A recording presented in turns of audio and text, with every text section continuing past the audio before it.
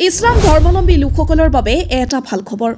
ঠিঙৰ ধুবগুৰিলৈ আহি আছে চিহাবউদ্দিন চতুৰ। ভাৰতৰ পৰা খোজকাঢ়ি মক্কালৈ খোজ কৰা চিহাবউদ্দিন চতুৰ আহি আছে ঠিঙৰ ধুবগুৰিত।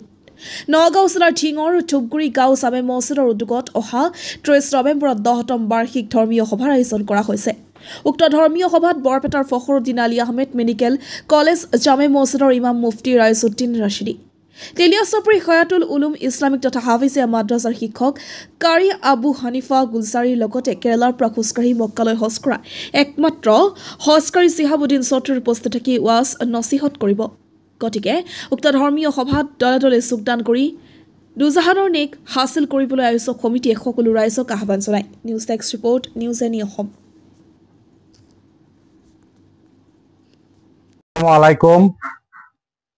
অহা ইংৰাজী 30 নৱেম্বৰ তাৰিখ শনিবাৰ আমাৰ ধুবুগুৰি গাঁও জামে মছজিদ প্ৰাংগণত এখনি ধৰ্মীয় সভা আহ্বান কৰা হৈছে।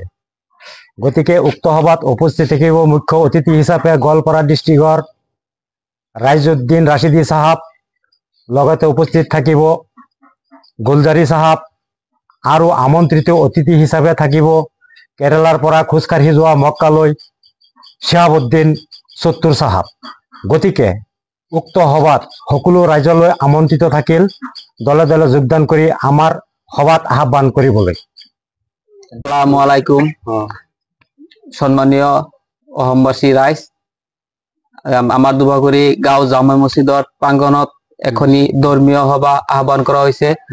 নৱেম্বৰ 30 তাৰিখ শনিবাৰ দিনা আমাৰ অসমৰ সকলো ৰাইজলৈ আমন্ত্ৰণ থাকিল যে